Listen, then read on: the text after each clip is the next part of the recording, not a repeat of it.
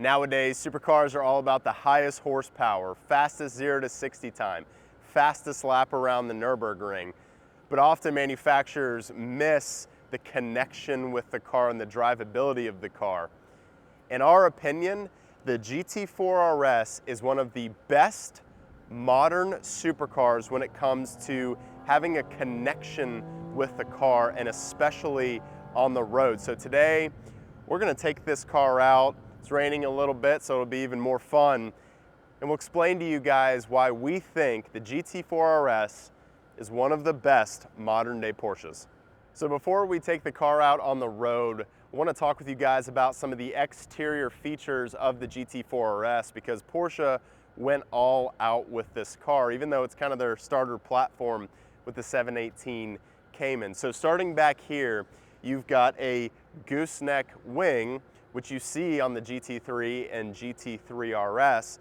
Gives a lot to the aerodynamics of this car. This car is fitted with the Weissach package, so you're gonna get a carbon fiber wing, the carbon fiber intakes on the side, and a carbon fiber hood up front. So moving to the middle of the car, this is the feature of the GT4 RS, and it's these intakes. It's incredible because not only does it look good, but it adds so much to the driving experience that we'll talk about in just a minute, because this is an active intake that is working right behind your head and behind your ears. So we'll highlight that in the driving experience for sure. And then moving to the front of the car, I will never forget seeing this car for the first time with the blue mag wheels. It just pops, it jumps. This is the car that really started the trend for blue wheels. And then you have the carbon fiber hood, of course, with the Weissach car up front with the two intakes that you see on a GT3 RS. And it's just incredible that Porsche put something like that on a car like this. It really shows they went all out in designing this car. So let's go ahead, take this car out on the road and let you guys really know why this is one of the best modern day Porsches.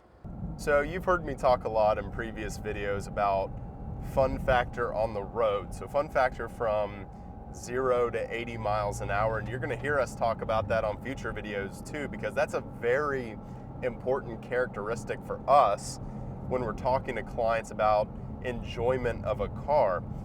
And that is where the GT4 RS absolutely shines. This car, driving it on suburban roads is just as much fun as ripping it around the track. Now, don't get me wrong, gotta be crystal clear on this. Doing launch control in a Turbo S or stomping your foot down into 765 LT is insanely fun. I'll fully admit that. But it's only a matter of time before you see those blue lights and there's either a massive deposit coming out of your checking account or you're calling up a friend to come get you out of jail. So, keeping it in more of the legal ranges, or at least in the less expensive tickets, we've got to take that into consideration when we're talking about these cars. So the GT4 RS, the reasons this car is so much fun and so good to drive on the road are two main things. First, this car is properly fast. 493 horsepower, 331 foot-pounds of torque.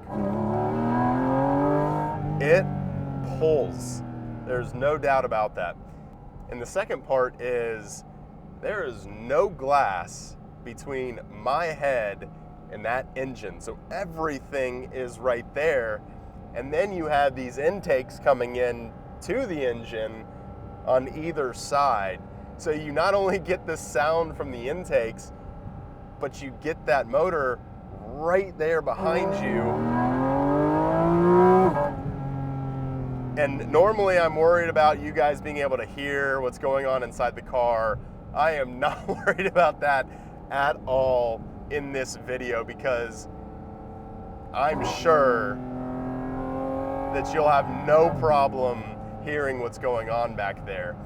The first time I drove this car, I was downshifting, and I downshifted into first, and it startled me. I physically jumped because just the sounds and the noises of this car going 35 miles an hour.